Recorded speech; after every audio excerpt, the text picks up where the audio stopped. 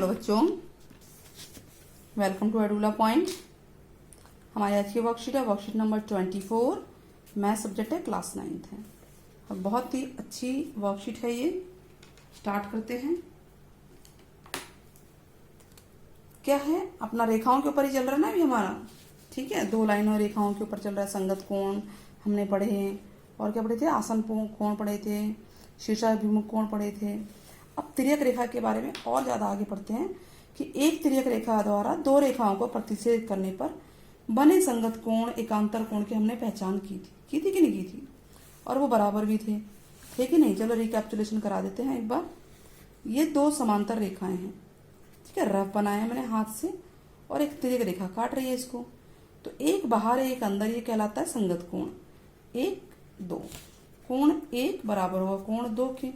Reason क्या है, संगत कोण, ये था ना। और अगर z बना रहा है इस तरह से, ठीक, जैसे मान लीजिए यहाँ 3 है, तो कोण 3 बराबर होगा कोण 2 के। इसको बोलेंगे अंतः एकांतर कोण। बोल रही हूँ, थोड़ा साफ नहीं लिखा हुआ, लेकिन समझ में आ गया होगा। ये रिकैप्चुलेशन हो गया। इस तरह से हमने कई चीजें निकाली थी। अब ये क्या कह रहा है, चलो प्रश्न को हल करते हैं इसी बेस पे। यदि, अभी इंपॉर्टेंट क्वेश्चन है, अगर दिया है तो इंपॉर्टेंट है। एक तिर्यक रेखा 2 रेखाओं को इस प्रकार प्रतिच्छेद करती है, 2 रेखाएं हैं, कि संगत कोणों के युग्म के समद्विभाजक परस्पर समांतर होते हैं।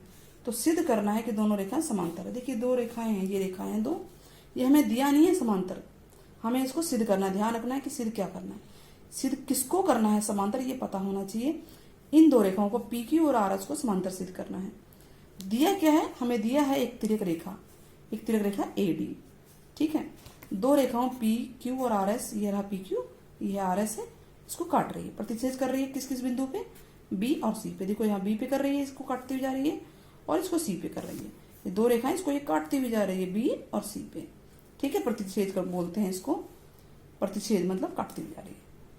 अच्छा, किरण BE, ये BE देख रहे हैं, ये इस कोण का समद्विभाजक है, मतलब कि ये हिस्सा इसके बराबर होगा, ठीक। और समद्विभाजक लिख दिया, ये दिया हुआ है हमें।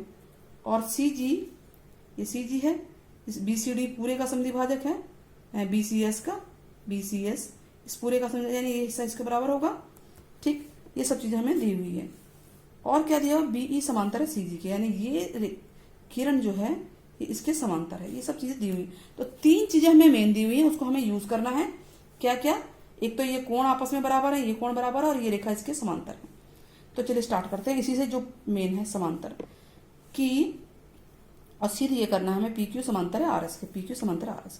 अब दिया क्या है कि BE इसका समद्विभाजक, यानी ये दोनों कोण बराबर होंगे, तो पूरा कोण का ये वाला कोण आधा होगा ना। देखिए पहले आप ये देखिए, इसको ध्यान रखिए कि ये रेखा इसके समांतर है। आप इसको ले लीजिए पहले सीधे, BE समांतर है CG के, ये हमें दिया है ना। तो अगर ये रेखा समांतर, इसको ध्यान से देखिए, ये रेखा समांतर है, तो ये तिर्यक रेखा तो इसके लिए भी है ना। अगर इसको मैं ऐसे ऐसे बढ़ा दूं, आगे ऐसे बढ़ा दूं, तो तिर्यक रेखा तो इसके लिए भी है। तो ये वाला कोण इस कोण के बराबर होगा कि नहीं होगा, ये ठीक है। ये वाला कोण इस कोण के बराबर होगा कि नहीं होगा। क्या बन रहा है, एक बाहर है एक अंदर है, ठीक, बन रहा है कि नहीं बन रहा है।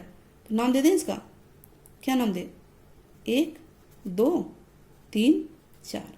तो कोण 1 बराबर होगा कोण 3 के, 1 3 के बराबर होगा। रीजन क्या है, संगत कोण, ठीक है। अब ये कोण का अगर डबल कर दूं तो ये पूरा बन जाएगा, हिस्सा इतना बन जाएगा ना। यानी मैं 2 दोनों तरफ लगा दूं तो ये बन जाएगा 2 कोण 1 बराबर 2 कोण 3। कोई दिक्कत नहीं है उससे। तो 2 कोण यानी दुगना, कोण 1 का दुगना कितना होगा, ये पूरा कोण हो जाएगा। इसका नाम क्या है, ABQ। तो ये बन जाएगा, ये वाला हिस्सा बन जाएगा कोण ABQ बराबर। कोण 3 का दुगना क्या होगा, ये वाला होगा, नाम क्या है इसका, BCS। कोण BCS बन गया दुगना। अब ये जब कोण बराबर हो गए तो ये संगत का काम कर रहे हैं, संगत का काम कर रहे हैं। तो इसका मतलब जब ये कोण बराबर हो गए तो, और ये रेखा भी काट रही है इनको, और ये कोण भी बराबर होगा, तो ये संगत कर रहे हैं ना, संगत बन गए ना ये। तो इसका मतलब ये रेखा जो है PQ और RS बराबर है, ठीक है। यहाँ पे आप ये चीज लिख देंगे, यहाँ पे यहाँ पर, और उसके बाद बता देंगे कि पी क्यू आर एस के बराबर है। क्लियर हो गया? देखिए आंसर स्टार्टिंग आपने यहाँ से की जो दिया हुआ है और 3 लाइन में आपने आंसर कर लिया। आप इस पार्ट को कर सकते हैं, इसकी जगह एक ही मतलब है, और ये आपको अगर समझ में आता है तो इसको कर लीजिएगा। ठीक है, अब जो क्वेश्चन नंबर 1 है बिल्कुल इसी तरह से है, थोड़ा सा घुमा दिया गया है, बस थोड़ा सा डायरेक्शन चेंज कर दिया है। तो आगे बढ़े। वीडियो पसंद आ रही है आपको तो प्लीज़ चैनल को सब्सक्राइब करना ना भूलें और शेयर कर लें, साथ ही बेल आइकन जरूर दबाएं। ठीक है, चलिए कमेंट में आप बताइएगा कि संगत कोण किसे कहते हैं। आपके कमेंट का इंतजार रहेगा। सारे कमेंट आपके पढ़े जाते हैं, अच्छा लगता है, खुशी मिलती है। दिख रहा है ये? स्टार्ट करें। क्या लिखा है? क्वेश्चन नंबर 1, यदि एक तिर्यक रेखा 2 रेखाओं को इस प्रकार प्रतिच्छेद करती है। तिर्यक रेखा 2 रेखाओं को, तो यानी चित्र तो आपका इसी तरह से कुछ बनना है। तो 2 रेखाएं बना लेते हैं। पहले तो हम समांतर ही बनाएंगे, थोड़ा ऊपर बन गया ये, कोई बात नहीं, नाम वही दे देते हैं पी क्यों, आसानी रहेगी आपको। और इसका नाम क्या था आपका? R S. और तिर्यक रेखा काटती हुई जा रही है ना, तिर्यक रेखा कैसी भी बना लो, ऐसी भी बना सकते हैं। चलिए ये बन गई। इसका नाम क्या था? ए और इसका डी। ठीक है, एक तिर्यक रेखा 2 रेखाओं को इस प्रकार प्रतिच्छेद कर रही है कि अंतः एकांतर कोणों के युग्म, जो अंतर एकांतर कोण क्या होते हैं? ये वाला कोण, कि युग्म के समद्विभाजक परस्पर समांतर हों। यानी ये जो अंतर एकांतर कोण है, एक कोण ले लेते हैं, कोई सा ये वाला और ये वाला ले लिया हमने, ये अंतर एकांतर का जेड ले लिया हमने। ठीक है, इसका समद्विभाजक करते हैं। चलिए दूसरे कलर से करते हैं। तो समद्विभाजक कीजिए इसका समद्विभाजक क्या होगा? बिल्कुल बीचों बीच से रेखा जाएगी, किरण जाएगी। ठीक है, ये एक समद्विभाजक हो गया। ठीक है, ये इसका नाम क्या दें हम, बताइए? ये बी था, वही नाम दे देते हैं जो आपको है वहाँ पे, और इसका नाम हम ई दे देते हैं। ठीक है, और इसका भी समद्विभाजक कीजिए। सी के साथ क्या था? जी था। ठीक है, अब ये कह रहा है ये जो है इसके समांतर हैं, दे रखा है ना समांतर हैं, तो सिद्ध करना है दोनों रेखा भी समांतर होंगी। तो जो दिया है वो सब हम लिख लेते हैं। सबसे पहले दिया क्या है? दिया क्या है बताओ बच्चों? दिया है कि एक तिर्यक रेखा है, एक तिर्यक रेखा एडी, डार्क पेन से लिखते हैं, तिर्यक रेखा एडी थी ना, यहां से यहां तक देख लो, एडी 2 रेखाओं पी क्यू व आर एस को बी व क्या बिंदु है ये? सी बिंदुओं पर प्रतिच्छेद करती है। ये सब दिया हुआ है, प्रतिच्छेद करती है। ठीक है, सिद्ध क्या करना है? सिद्ध करना है कि ये जो रेखा है पी क्यू समांतर है आर एस के। ठीक है, और क्या दिया हुआ है इसमें? ये भी दिया हुआ है, समद्विभाजक है ये इसके समांतर भी है, ये भी दिया हुआ है, ये भी लिख लो। इसको भी लिख लेते हैं। इसका नाम क्या है? बीई, लिखना भूल गई मैं। बीई व बीई समांतर है सीजी के। ठीक है, और ये कोण 1 2 3 4 नाम दे देते हैं। वह कोण 1 बराबर है कोण 2 के, कोण 3 बराबर है कोण 4 के। समद्विभाजक का मतलब तो यही है ना। ठीक है, चलिए सॉल्व करते हैं। सॉल्व करते हैं अलग, स्टार्ट करते हैं। हल, इसका हल क्या होगा?